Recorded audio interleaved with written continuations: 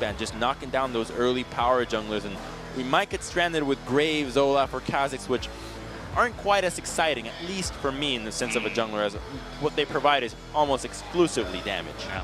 It's funny how many times we see Zyra banned against Core JJ. Actually, Samsung has 29% of the bans against them is the support place. And I think that is almost all the time because he always gets the Zyra ban. And even on red side, that is going to be banned out. Samsung, funnily enough, is going to take away the Elise.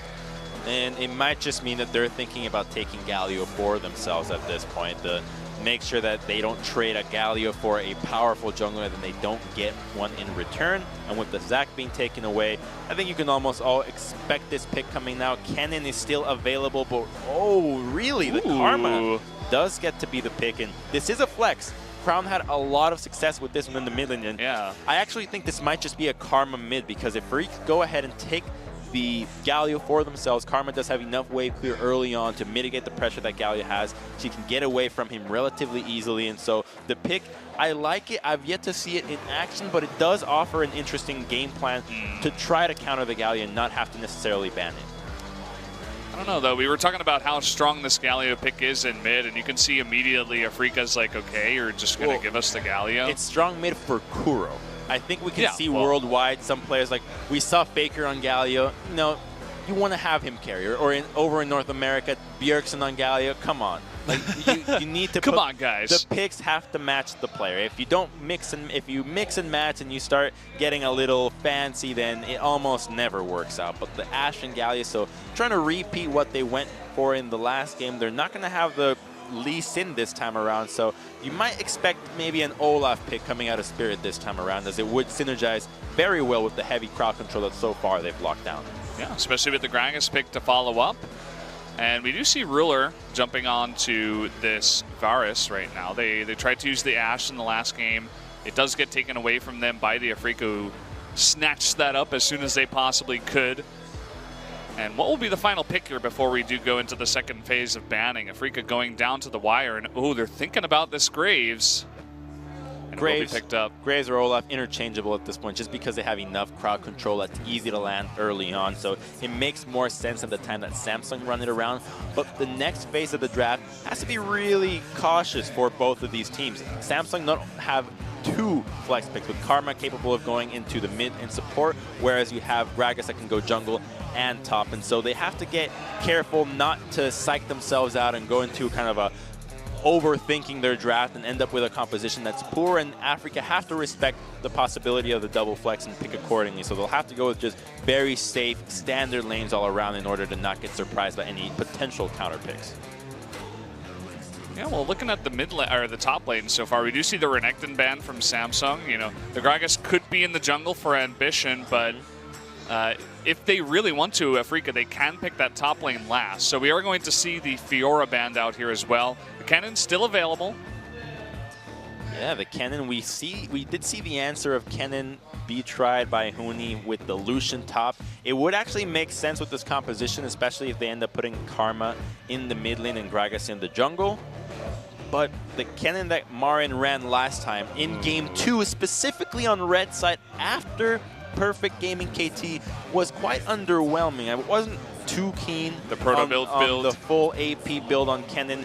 There's a reason why Kennen is not seen as your crazy AP carry right now. Remember that the damage on the ultimate got kind of loaded towards the back end of it, and so realistically for a Kennen to get the full channel onto any target is quite unlikely, and it will just be the Gragas in the jungle and support Karma, one of Core JJ's best support, and just the Victor with a revisit and Cuve's most played top laner so far with the Kled, and seemingly the kind of guy spearheading the charge in this innovative pick. Well, relatively innovative pick. So I gotta take a look here at the final pick. It will be the Tahm Kench potentially for Afreeca, being hovered down to the wire. They switched to Nami at the last second. Yeah, had they gone with the Tahm Kench, they would have almost certainly lost bottom lane, with Tahm Kench Ashe dealing with the heavy push from Karma and Varus. So by keeping the Nami, they can at least try to stay even in this bottom lane, or even have a pressure of pushing as well as even kill pressure and setting up nicely. So I much prefer this pick this time around, but they are in a lot of danger. Look at the Galio stats there. Average for Galio, KDA is 7.1. LCK mids, outside of that is 3.9. So Galio, definitely a gigantic pick right now for the mid lane. To be fair, it's so easy to keep a KDA when you just don't die. Just don't die. I mean, you were talking about before how Galio doesn't really have pressure. This is going to be like a history lesson, because way back, way back, when the Rocks Tigers were kind of in their stint of just being one of the best teams in the world, Kuro was actually one of the few players to innovate tanks into the mid lane. I think he was running Scion in the mid lane. Maybe we even saw some games of Nautilus mid. So it's a team that has definitely a player that has tried to go with the style, and it never really fit the meta up until now, where it really seems that Riot Balance team has just said, Kuro, it's your time to shine, my man. We've got the champ for you. His name is Galio. Exactly. We'll give you a chance. And so the fact that he keeps playing this pick means that it really fits with the style that he's been trying to reach for a couple of years back. And curious to see what they'll try this time around, as their early game prowess is not quite that strong. And what is that Kennen skin? I think I've seen that before. It looks like a cartoon. It says Pigmon Bolt, like 100 bolts or something like that. Sonic Either way, Cannon. guys, we're going to be jumping into game number 2 right away. This time Afreeca on red, Samsung on blue. Let's jump into it.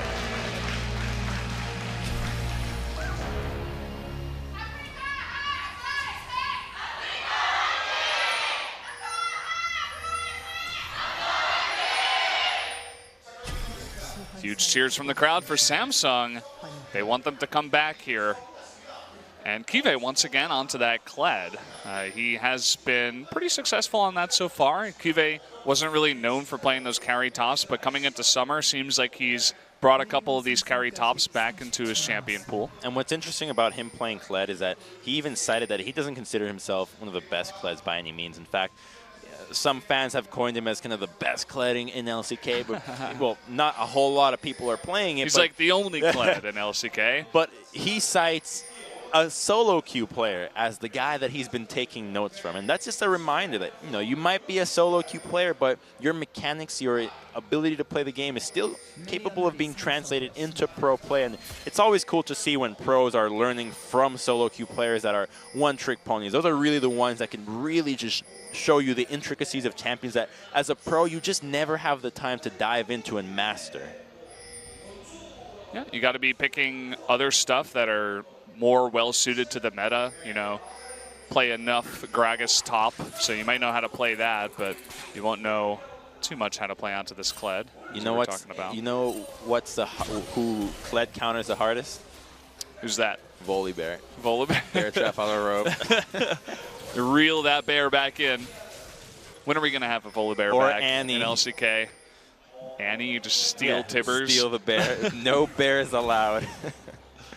But just a mirror in this match, and oh, this is not going to benefit Samsung a whole lot, as Martin's going to get a freebie in this laning phase because he knows that the jungler is on his side, but he also knows that Ambition will be so far away from his lane, so you can expect the top side of the map from the Freaks to just really be getting advantages, while the bottom lane from Samsung has to be playing much more aggressive as you see them now, because they have Gragas on their side, and they are taking full advantage of this with some pretty heavy trading. Tucson taking a bit of damage. No summoners come out just yet. Nice follow-up there from Ruler. They definitely will have that pressure since they both hit level 2. And they're just pushing this one in. But they have so much regen. You've got D-Shield, you've got Nami. One of the perks about Nami is that you can afford to take these really serious trades early on and then just regen not only with your biscuits, but then your heals that you'll eventually be maxing out. So overall, I think Afreeca is happy with this, as the chances of them getting dove this early are pretty minimal. Do you see both the junglers trading the sides of the jungle? They're doing the vertical jungling, but it seems like Spirit on the Graves was actually able to go faster and farm out all that stuff. He also left one small wolf, whereas Ambition actually took all the wolves. It's the perks of playing Graves, just such a heavy wave clear, and this is when you can expect an advantage coming out into the top side, as we just got a glimpse of the wave, and it is pushing back towards Marin, so he has the option of freezing this wave if he wants to, and he will get an advantage. But there he is, zoning out Cuvée as best as he can, most likely just farming with his bear traps on the rope. What a name. What a name. Bear trap on the ropes. Ooh, nice trading here from Kuro. Crown taking a nice chunk of damage. Kuro was able to teleport back into the lane. But it's just the least exciting because you know there's no tricks up Galio's sleeves. He's the most honest mid laner. He's never going to kill you unless you really let him. You know his play pattern. All of his moves are very obvious too. Exactly, right? He literally channels charges to you. The taunt is a channel. Yeah. The ultimate is a channel. It's really telegraphed. He's very showy. Him and Rakan would get along quite well. As Cuvée gonna hop off. It's just a bit of trading. It seems Martin still has some nice control here in the top lane. Has that ward down now. Looks like he wants to push it on in. As Cuvée is going to back and probably teleport into the lane. Oh, trying to delay that does not. That would have been huge, actually, had he gotten that. So the minion just really playing to Cuvé's advantage there. See, we're back here watching the mid lane, but nothing's going to happen. Like, they're just both going to farm up. And there will not be any kills. Kind of interesting to see Kuro is ahead about 7 CS already in the mid lane. I think the teleport definitely helped him out there. But Spirit playing topside here to the solo lanes will likely benefit the Freaks as they have pressure in the lanes, at least topside. But Martin hasn't based just yet. Oh, so this could be an ill-advised engage. Nice steal on it, but Colette is behind him, and so Martin will have to cancel his recall to ensure that his jungler can get out safely. Yeah, Martin's still sitting on that call, farming up quite nicely. Cuvée isn't getting too far behind. But Martin, obviously, with the call, will be in a nice position. Not too much action that we've had in this game. We do see that Afreeca is ahead about 200 gold. Very minimal at this point. The advantages are minimal, but it's clear what they're trying to do, to really split the map. And what Ambition has to go for it. Oh, nice little cheeky damage, but he just charges and gets away. Just so tanky. Such an annoying champion. I laned against it for the first time yesterday. Yeah. Did not enjoy it. It's not a very enjoyable lane. I think it's boring to watch, boring to play against. Annoying to play against, too, because he has no kill pressure. You have no kill pressure. Unless someone messes up big time. Hey, man, don't hate on the pick. He has feelings, too. Does he really? The Galio? I'd hope so. Friendly gargoyle. See, we're taking a look at this trade, but yeah, you know he's not gonna kill him. Yeah. It's not like a Syndra where out of nowhere it's like I'll press R and delete, Control R delete. Yeah, nice to see Cinder being banned twice in a row. Still undefeated here. Spirit is level 6, but there is no kill pressure onto Galio either because you just know he can just walk away. Picking up the Dark Seal even. A very nice item to actually get. The bubble does land onto Ruler as the crowd goes wild. But yeah, I mean, he picks up that Dark Seal. We looked at the KDA of Galio. It's so good because he doesn't die because he's so tanky. So if you can slowly build up stacks and not lose them, I think it's a nice little item to add into your rotation. It's the perfect fit because he never really has to build AP. You don't build AP on this champion, so you ensure that with the KDA that you're guaranteed to have by staying alive, you're building up a little bit of extra damage while maintaining your tankiness. So you don't have to invest in a lot of AP, and you still get the benefit of just crazy base damages while your build does not get impacted too much. Yeah, it's really cool. Kuro seems to have figured out this Galio quite nicely so far. By the way, the blue is going to be taken away from Victor here in the mid lane. Might make things a little bit harder to push back against the Galio. Just great control there. You see that Ashe and Nami are moving towards their own blue buff to ensure that they don't lose their blue buff. And Ambition just keeps trying to take this side of the map that the Freaks are trying to control, but without scouting that control ward, it's just not going to amount to anything. And I really like this style that we're seeing from the Freaks, one of the teams that really seems to be trying to identify the meta that they want to play, which is play to the solo lanes. And you would have said this before about this team anyways, because of the players that they have, Kuro, Mar, and Spirit, you'd expect play to revolve around them as opposed to Kramer and Tucson. But now that the meta really favors these picks, as well as Herald being such an instrumental pick in killing mid lane, then it really just seems to be going their way. And even though the CS advantages aren't there, they're getting chip damage on turrets, they're denying blue buffs, and slowly but surely, it will amount to something. Eventually. Hopefully. I hope so, Soon Crumbs. TM. Can only stand the passivity for long enough. Ruler's sitting on a ward right now. Doesn't seem that he knows it, but CoreJJ was making his way up into mid lane, trying to clear out some of that vision. So Ruler just alone by himself, playing very passively, just farming with the piercing arrow. Not a whole lot happening. There are no TP wards that can be crazily used by any of these teams to surprise anybody, even though Cuvee and Kuro do have theirs available. And so the blue buff will be given to Kuro this time around, as Spirit did deny the first iteration of it. And with this blue buff, oh, ooh, nice, almost okay. stolen away. Good control there by Kuro. That was blind. They did see it get started, but they never really saw the HP in the brush. So that would have been a really big steal, as the pressure on mid lane can mean objectives being taken, especially this dragon. Even though it is a cloud dragon, it's really the only thing that can be available right now. You don't have crazy kill pressure onto Kled. Onto the mid lane, obviously, it's a lot harder with Graves and Gallia, as the cleanse is very much the tool that will get you out of any sticky situation, whereas Lee Sin has the opportunity of going for an insect kick on you. He has enough damage to solo you out from further away than the Graves does, and so the objective game, unfortunately, is relegated to one of the worst dragons at this time.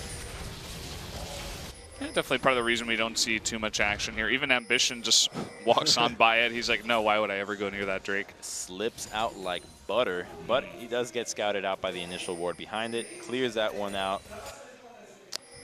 Kuro very confidently in between the jungle and mid, and Spirit is going to join up here. Yeah, he's in a bit of trouble. There is the burst damage. Easy first blood for Afreeca. There's the heroic entrance. He will get the knockup. Lots of damage coming onto Spirit, but he will get a double kill. As they do trade kills onto Spirit, he does go down. Kuro getting a bit low as Kled makes his way down. Tushin trying to roam into mid along with CoreJJ. Looks like Cuvee wants to dive. Will he get the kill? There's the tidal wave, and he does dodge it as he hops off Scarl and makes his way out with the flash. Cuve's violent tendencies pay off. They're just being able to collapse with his ultimate. Just really great turnaround. What initially looked like a just ambition move getting completely caught out is salvaged by the rest of the team. So much damage coming out from Crown, and a fantastic roam there from the Kled. We'll take another look right there. Just deleted right away. Q, knock up. Right up against the wall. Maybe the ultimate wasn't even needed, who knows, but so much damage there from Crown that is able to nearly solo out the Graves. But the Kled damage, the physical damage at this point in the game, when you're dealing with a Gallia who's still a magic resistance tank, just can't stand up to the physical percentage HP from this Kled. And the teleport from Marn was so close to getting off cooldown. That must have been about 10-15 seconds left. I was taking a look after the fight. I'm like, why didn't Maro TP down? But Marn, rather, he did not have an up. So unfortunate that he could not come in and help out his team. Well, he does have the teleport now, so Freaks are in a better position to start making moves on this map. However, there are no crazy wards for this. Cuvee, he does have Merc Tread, so Kennen might be tougher, and the teleport advantage does benefit the fact that he is going AP. There's the stun. It's trying to get him to go on to him, but he's not falling for it. You know, Spirit even delaying that recall, but he knows he's in happening. danger. He knows that Graves is nowhere to be found, or at least in the top side of the map, because Ambition's roaming blue side. And so he has no reason to play up. Because they didn't find Graves there, you can always just infer that the vision tells you that Graves has to be in the opposite side of the map, as he has been trying to split the map pretty much all game long. My question is, will Crown get a blue buff in this game? It's sitting there, it's waiting, but no moves towards it just yet. Well, even without blue buff, he's still at a pretty decent pace in the CS, 126 so far. Doesn't really matter that he has a 10 CS advantage over mid lane. That's not much of a crazy thing to go home about. So in the meantime, we still see vision for the river and bottom side for Samsung and Freaks. While they're moving to the bottom side, they have to be aware that Kled is kind of going Mia and can roam as he's moving himself towards the river, perhaps securing the Scuttle Crab. Oh, some plays down here. Can he land the cast? There it is. Should be an easy follow-up. Galio's going to get there too late as Samsung do pick up another kill in the bot lane. And they're comfortable doing this. Even though they don't have the teleport advantage, Crown is already there. So the fact that they can react sooner means that they can mitigate the idea that teleport would result in a collapse. And there are no wards behind them anyway. So the double control wards really paying off for Samsung, allowing them to bypass the teleport move that normally would be countered. And they're able to pick up a free kill onto the Nami, who had previously burned her flash, and as such is just a sitting sashimi.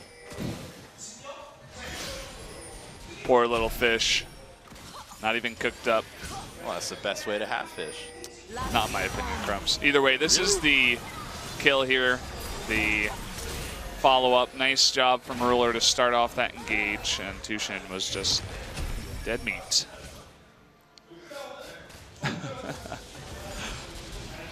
No, raw food, man. Raw is the way to go. Well, we had some discussion about all the different raw foods that are available over here in Asia. They had raw horse meat, I think was one of them, raw chicken as well. Yeah, I'll pass on that one. I'm okay without diseases. Yeah. I just got to get used to eating that stuff. I've been getting back into sushi, but the sashimi for me is still a little bit hard. Speaking of hard, seems like hitting the bear trap on the rope on Marin. Not the easiest thing to do when you're dealing with such a small character model that also happens to be a ninja who harnesses the power of lightning. No. Slips right through Marin. Doesn't even see it. Kive for most of this lane has just been trying to farm with that bear trap on a rope. But it's impressive that he's kept up in such a close pace, even though he participated in that fight in the mid lane, and still only 15 CS down for a lane that you would have expected to go a little bit further in Marin's way. And that's just the power of farming from far, the Doran shield, and Marin's build being a little bit greedier than most with the cold start. So he probably still even in gold just because of the 1 kill and 1 assist, kind of evening out on the value of that coal and a little bit of CS. It's kind of interesting how that feels up into the top lane. If you get a little bit too close, Kled can always engage onto you, especially after a bit of time, as Marin tries to re-engage with that Proto Belt. By the way, he is going back into what looks like AP Cannon. So we weren't too impressed the first time we saw this, but it seems like this is the new build for Marin up in top. That's to flash the bubble. Galio does have his ultimate ready to collapse if anything were to happen to Spirit here. And still no wards for Marin to TP to, so the Cannon, the AP Cannon, not capable of assisting the team just yet, so Afreeca will really need to take advantage of some lane's pressure, preferably the mid lane by now, as you can see, and try to get some deep warding so that they can really make use of this Cannon build.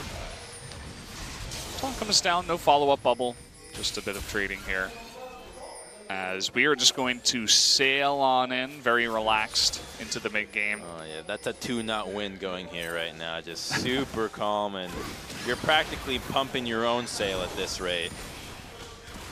Pretty much. Finally, we do have some action here towards the Drake. They did get the ward behind the Dragon, which is at least better than no ward. Not really the craziest teleport place to go to, but a poor attempt at starting that Dragon, and so the Freaks feel a little bit anxious in this match compared to the power that they had last time around. I think it's just a matter of what you can do with your jungler. A champion like Graves doesn't offer a whole lot on his own.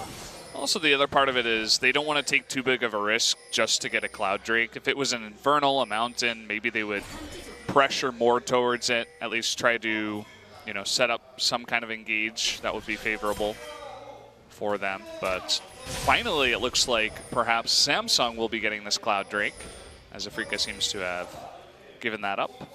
No, they stop it. Okay, never mind. Cloud Drake is needs no mana. She belongs to nobody, because nobody seems to have any ability to really secure this objective. The Vision Wars really make it difficult to start it around, and even though the objective doesn't mean much, it's kind of the only thing they can fight for right now. No kill pressure in mid, no kill pressure in top, as the junglers would most likely not be able to secure these kills onto the relatively easy to get away from ganks of Kennen and Kled.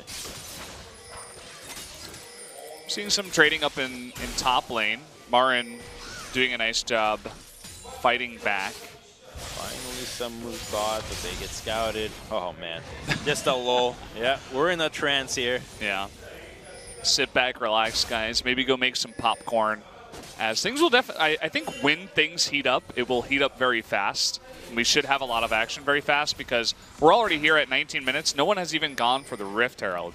I mean, once Baron gets on the map, we should have a big fight. Okay, here we go. There's going to be the flash. Core JJ will dodge a lot, and Ambition is waiting there in the brush. But here comes Galio, the heroic entrance. The teleport Indo from Cuvée. Will Spirit go down? He will. Kuro trying to dodge, or rather go very deep onto the Ruler, who is extremely low. Almost snipes him down. Not quite going to be able to do it. Meanwhile, Crown just chilling in mid. The backwards collateral damage gets Spirit further deeper into the enemy line, so he has to flash out and ends up dying. The one kill going their way, but mid lane goes to Samsung's way after all this, so they're able to claim first brick, and this is exactly what Samsung wants. The fact that mid laner was cracked on a one-on-one basis, and it all goes to Crown. The wave clear that previously was hurt by Herald being up, she's no longer alive. You no longer have to worry about her. Definitely advantageous here for Samsung. I mean, they're getting this Victor extremely fed. Even going to steal the red buff cheekily here. You can see Marin is coming in, but a little bit too late. And gets all of that first blood, Durant gold, all of the farm. And red buff on mages now is actually, on pretty much anybody, is actually really good because it regens you. So when you're out of combat, it goes for the regen. But we'll take another look at the replay. Spirit opens up with the arrow and the tidal wave both miss, but oh, Spirit here gets knocked into the team, but that's the wrong way. He's trying to just burst down Ruler, obviously, but just not quite enough damage comes out. I mean, alternatively, you can flash over and hit the other way, but... Meanwhile, in live, you can see, oh, the collateral damage. This time it's on point. Nicely done by Spirit, but there's the counter engage, a double kill for Crown as they line him up. This could be a triple even. No, they're going to give that kill over to Ambition. The assist does go to Crown. As finally this Victor has shown up in this game. Oh, he got that red buff, he got the Void Staff, and he's just so spiked right now. It's nearly impossible to take a fight against him right now if you're not destroying him immediately. His ability to unload damage immediately is just so strong, and that's one of the perks about Victor. Just one of the strongest burst champions, one of the few champions that, oddly enough, can engage with just damage, and you don't really see that too often. Yeah, didn't really get to see the beginning of that fight, so would like to get another replay on that. Oh, they're going on to Kuro. Crown's coming down, and you were talking about that huge burst damage. They just need to lock him down. Cuvée takes him out alone. Not even an assist going over to Crown, so Cuvée could have done that by himself. It's those violent tendencies on Kled. His ability to deal percent damage and shred tanks is just so strong, and when you're dealing with a Galio that isn't fully built to deal with physical damage carries, then he just struggles so much, so he practically gets soloed out under the turret. But now Marin is the target, and he doesn't have vision just yet, and Crown does have flash, so he might just, he hits it. Bear Trap on a rope is going to lock him down, and there's the burst damage.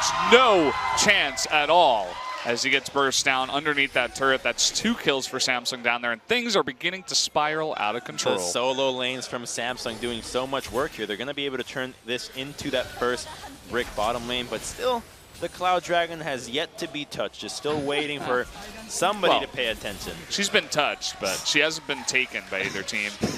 That's for sure. Poor Cloud Drake. No, oh man, the wording, phrasing on that. It's okay. Touched, not taken. Yeah. Wow, that's a great dating profile and bio right there. Touched, not taken. Poor Cloud Drake. I mean, she just wants to be replaced by someone else. So this is how this fight begins, as Marin, he tries to engage onto Ruler, and eventually it does come out with a nice collateral damage snipe from Spirit, just barely catching him on the edge. But once Crown comes in, this fight was immediately over. Look at that. And they committed everything to try to go for the Varus and then the Gragas. So by the time that Victor gets there, when you don't have anybody that can just jump onto this hard carry, it becomes really difficult to deal with. And that's why last game, Victor had to play so much more respectful when you have to not only worry about Galio, but you have to be careful about Lee Sin. But when you have a Graves whose gank path or damage and play pattern is just so obvious and not really capable of taking you down before you can, then he has so much more freedom to play as aggressive as he wants to. And with the advantage that he has, it's really damn aggressive. Well, we have another turret taken out here, the last Tier 1 turret for Samsung. And we've seen Samsung, when they're on blue side, the incredible control they have of the red side jungle of their opponents when they try to bait the Baron is just amazing. And I can't wait to see what they do here, especially with the Victor pushing down mid super fast. And Afreeca, it seems like they're in a really rough spot, already 6,000 gold behind. Yeah, Samsung is one of the most impressive Baron teams so far, and they're finally just going to say, let's take this gamble and see what comes next. Because they don't really want this Cloud Dragon, but with the advantage that they want, if they can get lucky and get a good Dragon, nope. This is like, I feel like every time we cast, we never get these exciting dragons. It's always Cloud. Don't read into it, man. Don't tell me more. It's so unfortunate. I think we've seen one Mountain Drake. Yeah, we had a Mountain Drake last game. We've had some Infernals, but so far no dragons that have been game deciding. So, Crown sitting on this ward. Okay, there he goes. Was waiting for the cooldown on a sweeper. And yeah, that triple sweeper from Samsung means that it's a really intelligent itemization, because normally you'd see mid laners go with the blue trinkets. Gallia is going with the yellow this time around, but blue really helps a lot. But when you're against two flankers like Galio and Kennen, making sure that there are no wards around you is going to be infinitely more valuable than seeing them. Because if you group up and they come at you straight ahead, they know they can win the fight. But whereas Afreeca's win condition here has to be surprise Samsung. Go from behind, try to get onto the backline and eliminate Crown and Ruler as quickly as possible. But if they can't find wards and they keep getting killed by the triple sweeper and endless control wards, and they'll always have to fight in a way that will always benefit Samsung, and such that they are always going to feel comfortable taking fights because they're going to be on their own terms. Look at the positioning from everybody on this Samsung team. Only Kled is down in bot. Might even get a solo kill on Tamar, and this is just incredible amounts of damage coming out from this Kled. The stun comes out, but there it is. The charge underneath the turret will get that very easy solo kill. Marin just overestimating on this AP Cannon. And once again, not very impressive, Crumbs. Yeah, we saw it coming before an arrow gets used onto the Baron. That's just a sign that the control that Samsung has on this match is insane, as arrow has to be used as a scouting tool. So Afreeca have to group up and give up CS left, right, and center to try to reestablish vision in the Baron side so that they don't bleed out on the objective that will surely be their demise. This is actually close to a perfect game too. Three kills only for Samsung. So both these teams seemingly having offense fully charged in their charts, but the defense factor just not there. Yeah. Look at how clean this is from Samsung. Anytime a ward gets placed down, they take it out. They sweep it out with their triple sweeper. Anytime one of their control wards gets sweeped, they place another one. Core today, I think he had like 3 or 4 control wards going into, from the last time he backed, and still, there's barely any vision from Afreeca on that red side jungle. They decide to go for the Baron. The second the Hawk shot comes out, they say, no, we're not taking a chance. We're just not going to go for it, if you guys know. And it just puts so much pressure onto Afreeca here, as they have to constantly be checking that side of the map and giving up kills or giving up CS, giving up jungle camps that just only grow Samsung's lead further. That is already at 7,000 in under 30 minutes. A lead that you only really expect out of the lower teams, and it seems like both these teams are capable of making each other look like lower teams, even though they're clearly not.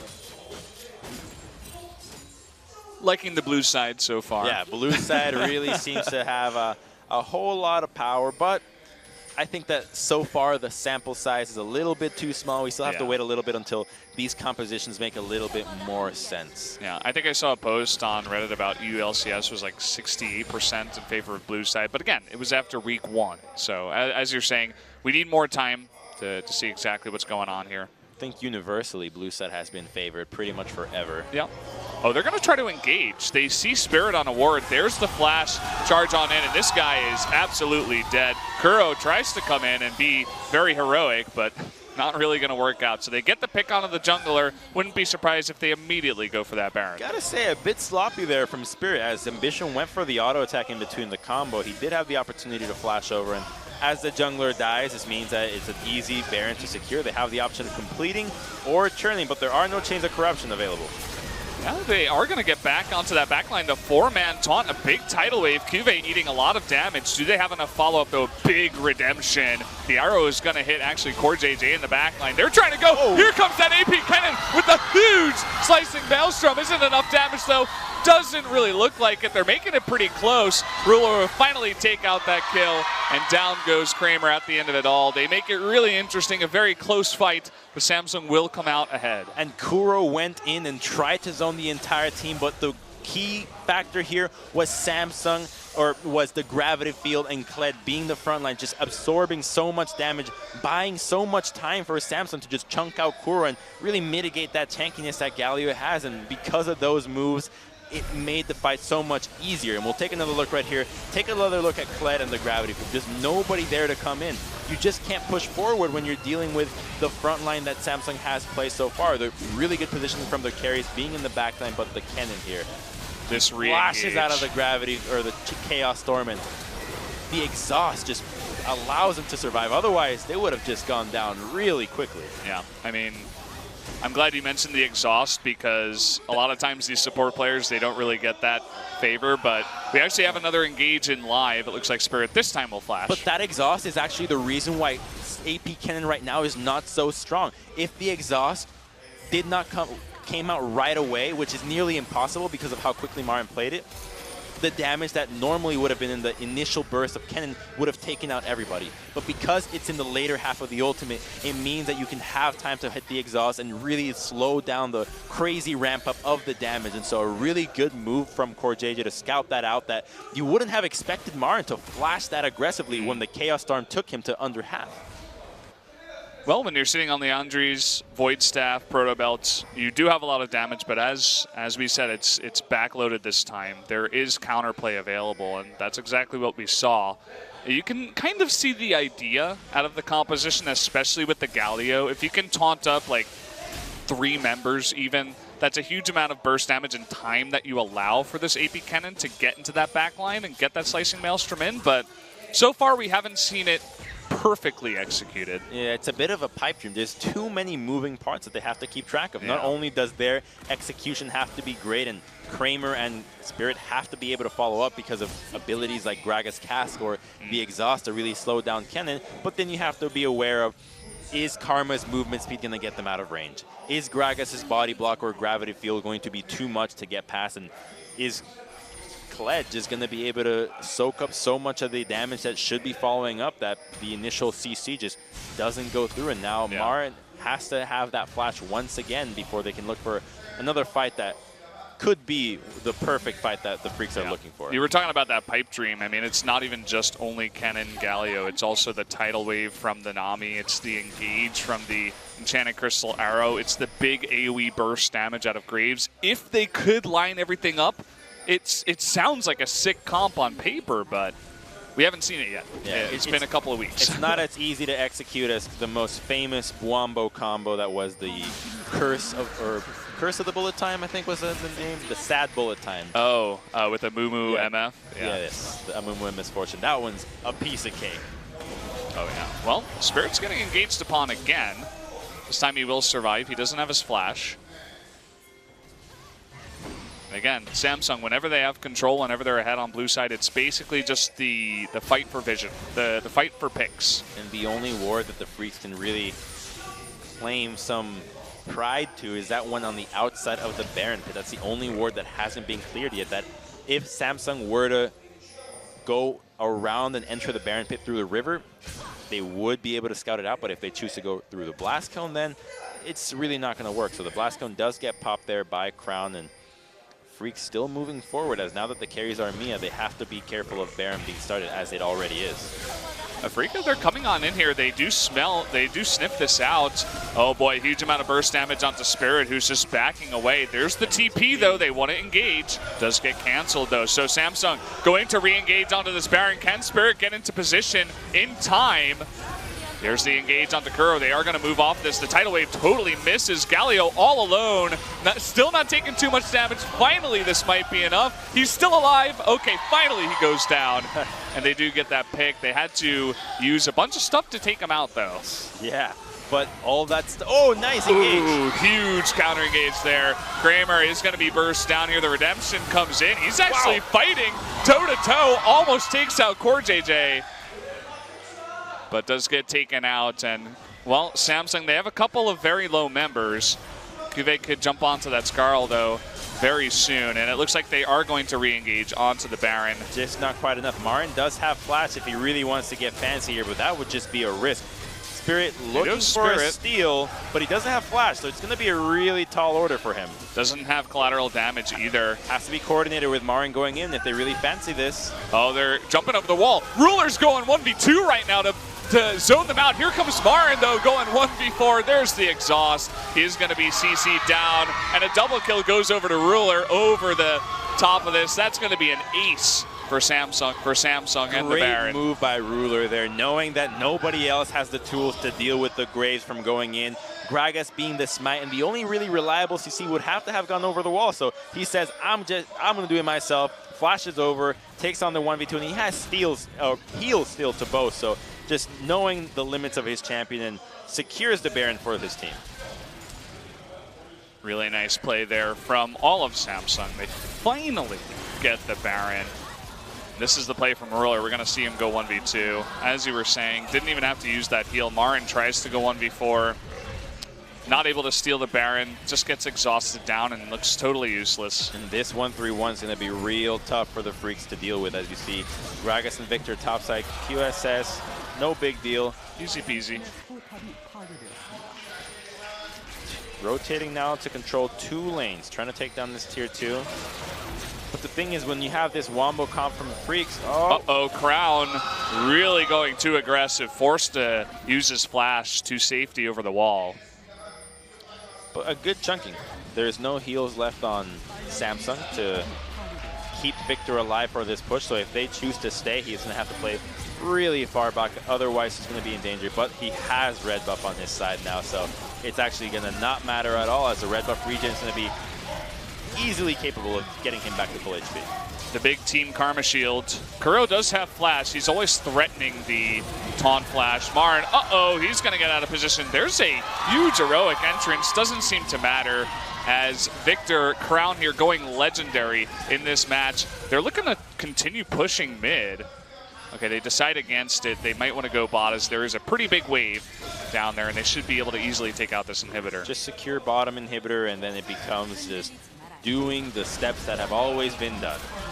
Recall after this and go straight to the top side of the map. So Samsung following the playbook. Exactly, right? You read it a million times, and instead they still have 30 seconds onto Marin.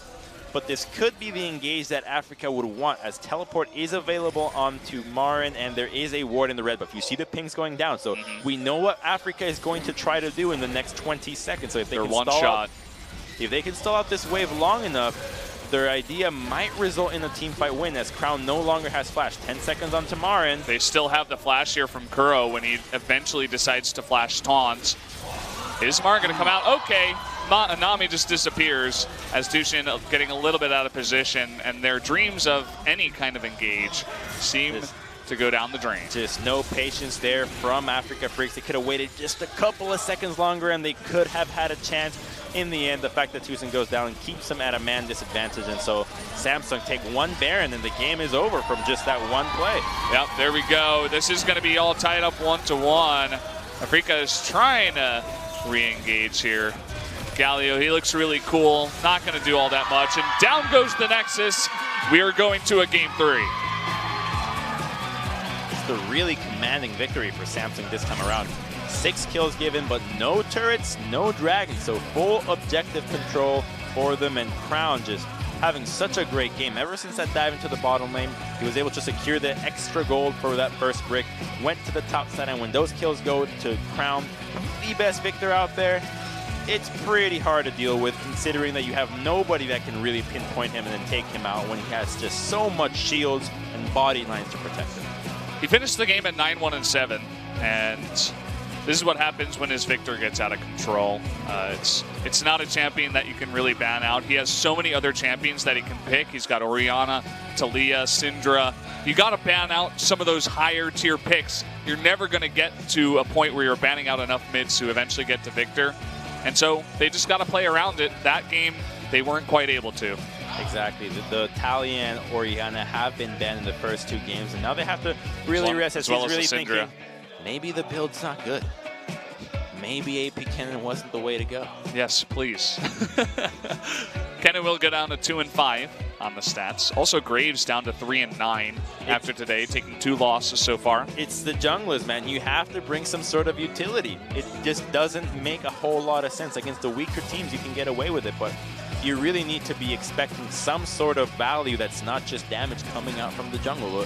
Meta has evolved that you really need to be bringing something, and Samsung recognized it and put ambition onto a Gragas, whereas you could have thought the Graves would be revisited, or maybe even the Olaf, and this is one of the best kills in the bottom lane. That's Nami had burned her flash, easy peasy. They also get the heroic entrance as a result, so lots of value from that play, and that's when Afreeca had the teleport advantage, so good move from Samsung. This was cool here. Cortete, he dodges all the CC, and the TP comes in, and Spirit, he's trying to go way too deep with the opposite direction on the collateral damage, trying to burst down Ruler, does get taken out. And this is when Crown took the mid lane turret, and then came over here and got a double kill, and that's when everything got out of control. Cannon ulti went down onto Ruler, the proto belt, the ultimate for the collateral damage, just everything thrown at him, and then when the real fight happens, you just don't have anything. It's like playing one of those games and you burn everything on the minions and you realize you have no ammunition when the boss fight comes around, and you just got to go back, reload the game, and think about how you played it the next time around. Yeah, unfortunately that means they have to win it in game 3, as they can't just reload game 2. This is pick after pick. This was the very exciting fight for Afreeca. You can see the tidal wave is used, and Kuro tries to go 1v5. Great zoning out by the Victor. And then the re-engage by Afreeca, but the immediate exhaust. Just such a clutch play right there. Otherwise, Ruler certainly would have gone down, and that could have been the fight that the Freaks would have looking for. But Core JJ has really been stepping up, and the use of Karma, he's one of the first guys that last year is really bringing out Karma as one of the most heavily prioritized picks and really making it work, showing that not just Zyra, not just the Karma, like he's got tricks up his sleeve that are pretty difficult to deal with, because when you're playing well, the picks aren't everything. We can all agree that Cortese is a beast. I mean, he's been really fantastic on both Zyra and Karma. I think we can agree that if you're on Dignitas at some point, you were a beast. A beast in one way or another. Beasting it up, man. That's the way it goes. So the results here, Afreeca had a cleaner game, as Samsung was only afforded 1 kill in the previous game. But Samsung, they get close as well. So both these teams performing extremely well on the blue side. You can see that Marin had a lot of damage done, but didn't really seem as effective. You know, looking at just this number doesn't really add up to what you see in the game. Exactly. Pressure is something that will never be on your stats at the end of the game, but we know just how important it is. And one of the things that importance has perhaps been overvalued is the Graves pick. Just really not doing enough for me anytime around. He's not clearing as effectively early on. He's still debating. No smirk this time from Marin. He's like, oh, you mean I can play the cannon in game 3? Oh, that sucks. Well, they are going to be blue this time around, so the Freaks have another good chance for redemption.